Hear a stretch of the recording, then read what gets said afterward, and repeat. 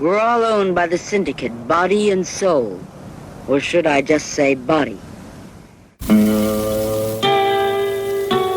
Hello, filthy movie lovers, something weirdos, and anti-criterion bros, to the introductory episode of the Sin Syndicate, the only film podcast that treats June Roberts' measurements as a sacred text and Joseph Sarno's day of birth as a national holiday, complete with feasting, dancing, and listening to lovemaking from the other side of a bedroom door. My name is Gentry Austin, and I'm here with my co-host and co-conspirator Casey Scott. And with this first episode, we thought we would quickly introduce ourselves and talk a little bit about what our aim is with this podcast. I hate talking about myself, so I'll keep my intro brief. I'm a writer and editor, and if you're listening to this, you likely found us through the Sin Syndicate Instagram account that I host, which features a lot of sexploitation clips and images. I also maintain a website called Mimsy Farmer Fan Club, where I write a little bit about everything, but mostly genre film. I'm also an annoying super user over at Letterboxd under the handle Gentry Austin, but above all, I'd say I'm just a fan, and I love to learn more about the wide world of cinema.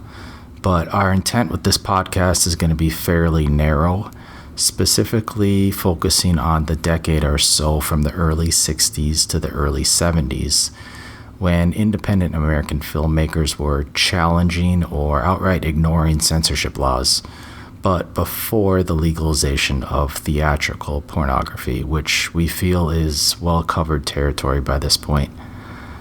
But let me hand it over to Casey and let him tell you a little bit about himself. I guess just as an introduction to myself, I have been researching and writing about sexploitation and adult films for, at least over 25 years, since I was in high school. And I kind of keep I don't do it full time like you. I do it for the love of these films, and I want to know more about the history and the people who made them. I kind of keep my toes wet by doing interviews and commentaries with filmmakers for releases by Vinegar Syndrome and Dystropix. And I'm trying to get back into the softcore side of it because a lot of my background now is focused on hardcore films, but I wouldn't have gotten to hardcore if I hadn't made my way through softcore. I think, like a lot of people, you start with the soft stuff because it's easier, even more easily accessible. I feel like hardcore has had its renaissance, deservedly so, and I think there's a lot of people talking about it. I think people aren't talking about the softcore sexploitation like they used to. It feels like it coincides with kind of the decline of something weird video after Mike Vraney's passing. God rest Mike Vraney's soul. None of us would be talking about these films at all if it was not for Mike Vraney and Something Weird Video. He did all the hard work. He was, in the dusty vaults pulling these things out. He really did. And dealing with all the old grumpy distributors and producers of these films. And yeah, thank you to Mike. Yes. Well, yeah, God. Yeah. Some of the people that he dealt with, I don't know how he dealt with them and maybe got through the other side. But, we wouldn't know who Michael Findlay was if it wasn't for him. We wouldn't have access to a lot of Joe Sarno stuff. Dave Friedman's stuff was all kind of rescued by him. Harry Novak stuff had been on video before, but he really kind of brought it to a wider audience. Barry Mahon, a lot of that stuff had never been on video before. So, yeah, all of the major players of sexploitation, except for like Russ Meyer, we wouldn't know who they were at all, because they were not represented on home video and they were not represented in the theatrical repertory scene at all. So we have him to thank / blame for our obsessions with this genre now. Maybe we should quickly explain what is sexploitation. I think we'll focus on this podcast will focus on the early 60s to the early 70s. When censorship laws were a little bit more lax, or they're being challenged or ignored. But before, like you said, theatrical hardcore was legalized. That era of sexploitation. Mm-hmm. How would you describe this, like, what are some of the hallmarks of sexploitation from this Oh, period? wow. Well, I guess for a larger definition of sexploitation, it sounds obvious. There are exploitations with sex in them, but that's not always the case. Sometimes they were advertised as being sex films when they were, in fact, not sex films. For example, Ingmar Bergman's Summer with Monica was advertised as a sexploitation film because it had some nudity in it. It's not a sexploitation film. So it's a mode of filmmaking, but also a mode of film promotion that is not always accurate. Yeah, the key there is like exploitation films. There's a lot of confusion around what does that mean? Is someone being exploited? That's not what exploitation means. It means they're exploiting a concept. It's more about the marketing. Yes, exactly. Yes. So, there were definitely sexploitation films which would market or even like the films of William Mishkin, for example, would be advertised as like Orgy at Lil's Place is a great example. That movie has virtually no nudity in it and is advertised as a sexploitation film because it was good because that was where the money was. So you advertise a film as having sex in it so people would see it, and then when they see it, they realize they've been had. It doesn't matter what the film was. He had orgy in the title. Yes, and you don't really get that. So that's kind of that really is kind of the nature of the beast, is that you go into a movie expecting one thing and you might get that thing or not at all. What's your pleasure? Take your slip off. I don't have any pants on. Good. Well, we could talk about, in this era of sexploitation, which could be argued as a subgenre of exploitation, there are further subgenres within sexploitation, like the nudie cuties, the roughies. Yes. So I think we'll try to touch on a lot of this different stuff. Well, and you asked some of the hallmarks of the genre. I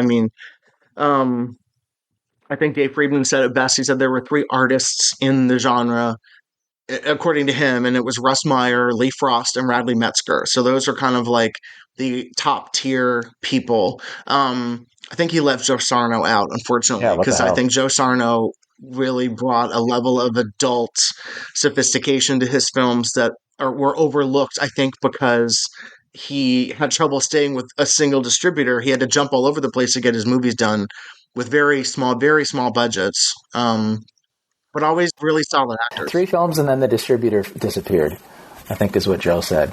Yeah. Yes. It's just kind of like, and then he tried to distribute himself, and those were failures because he, like a lot of filmmakers who consider themselves artists in this genre, artists don't necessarily know how to handle money or finances of that nature. So yeah, I think that's why Radley Metzger, he luckily had like Ava Leighton to assist him at Audubon Films. Russ Meyer had Eve Meyer, his ex-wife. Joe had Peggy. I don't think Lee had anybody, but he had other partners. You mentioned Radley, and it just it made me think about how much bleed there is from this era of sexploitation that we want to focus on with the mid-70s. A lot of actors that were in sexploitation also eventually did do some hardcore stuff, or they did kind of the hard softcore stuff, which we might touch on as well, because a lot of those actors, I'm thinking of some of Joe's actors, like Mary Mendham. Oh yeah, Mary Mendham, so fantastic. We might cover some of that as well. Yeah.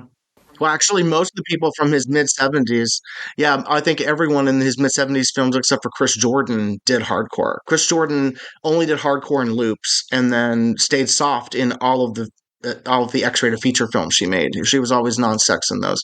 But yeah, that's true. Like on the West Coast, Renee Bond and Sandy Dempsey were doing hardcore and softcore films at the same time. Sandy Carey was doing the same thing. Kathy Hilton. Only Marsha Jordan never made that crossover, and Ushi. Which is my way of saying, like, I don't want to say we'll never cover that period of hardcore because some of these actors worked, in both. But our focus will try to stay in that early 60s, early 70s, and kind of play in that zone. Right. Well, actually, just speaking of Marsha Jordan, because there are interesting cases where there are actresses who She was popular for like over a decade and never did hardcore. She kept going until like 1975, and she started in 1962. So, I mean, sometimes popularity means that you get to call the shots and say, I'm not going to do this, but I know my value as a box office draw are like my Hooters and my ass. I don't need to do anything else. So, and I think she was smart enough to know that, and Ushi the same way. She was like, I don't need to do hardcore. I know what my moneymakers are, and they're on full display, and that's fine. That's good enough. So, Well, and Jennifer Wells said, I will go ahead and do hardcore with Joe. yes. Because I guess she was comfortable with it. And a few other people. Yeah, she did less than 10 hardcore films. Yeah. So that's a really good, that's a good example of an actress that's like has such an interesting filmography that spans, early Right. sexploitation to golden age, hugely popular, hugely lucrative hardcore Right. films. Well, I think for Jennifer Wells is an interesting case because Jennifer Wells is similar to like Colleen Brennan, and that they both started in softcore. Colleen Brennan was Sharon Kelly. Sharon Kelly was her real name, and she did softcore under her real name. Then she came back and changed her name to Colleen Brennan for hardcore.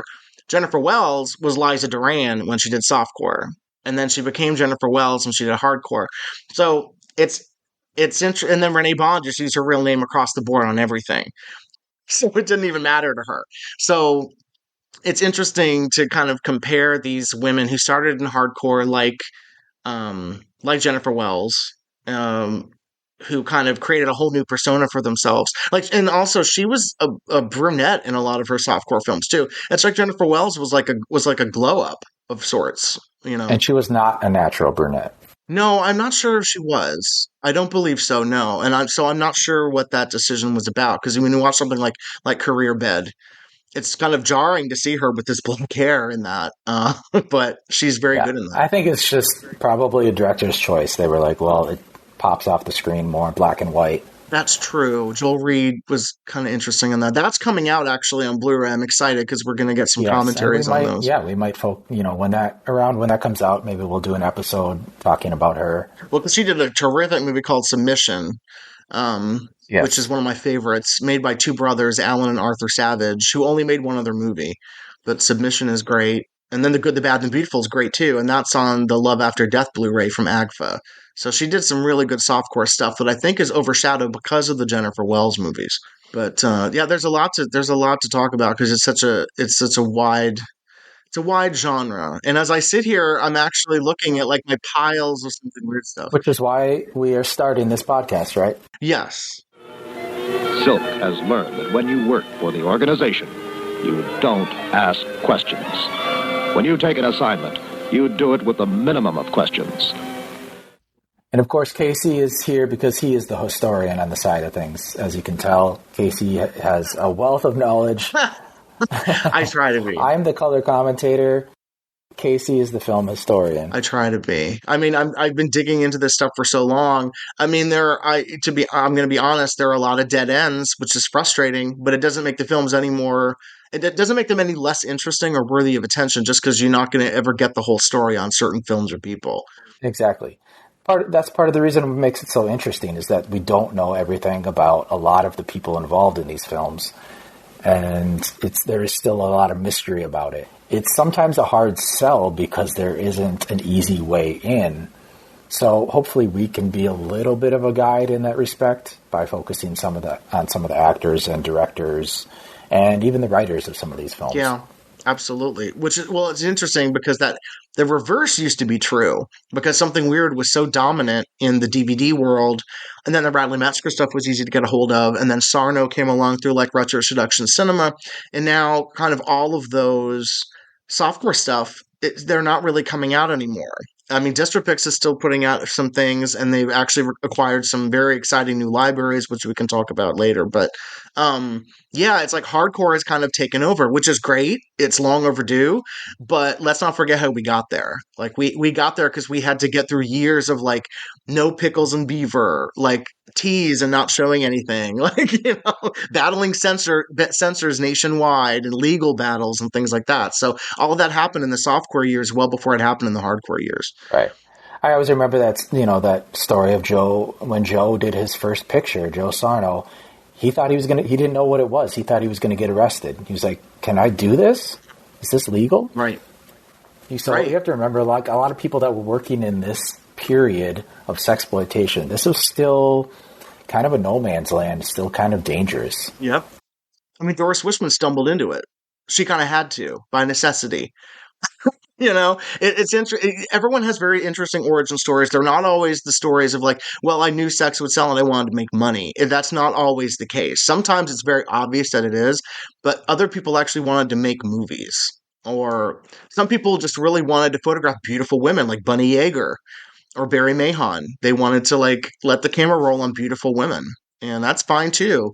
I think that's kind of one of these things where it's like, I think that kind of comes with the hardcore stuff too. And so people are kind of ashamed to admit that they like watching these movies because there is a titillation factor still. They still can be arousing or and there's nothing wrong with that. But it's only part of why they're interesting. Do you have any last thoughts, Casey? Yeah. Well, and I have to thank you for coming up with it. Well, you came up with the idea. I have to give you the credit. I would never have thought to do this just because for some reason it never dawned on me, hey, wait, this is a blind spot. Maybe we should try doing this. I guess one other thing I'll add is that we mentioned a lot of American names. Sexploitation was a global thing. So there are German sexploitation films, there are British sexploitation films. Isabel Sarli was like, a South American sex icon.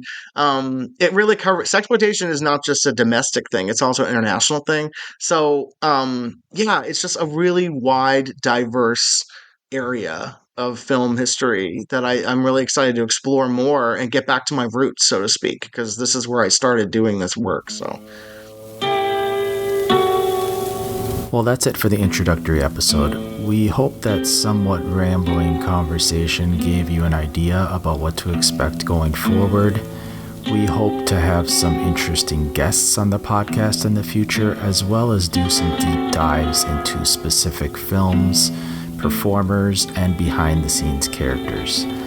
So remember to submit your application for membership into the organization by hitting the relevant follow and subscribe buttons, and stay tuned to the appropriate channels for news about upcoming episodes.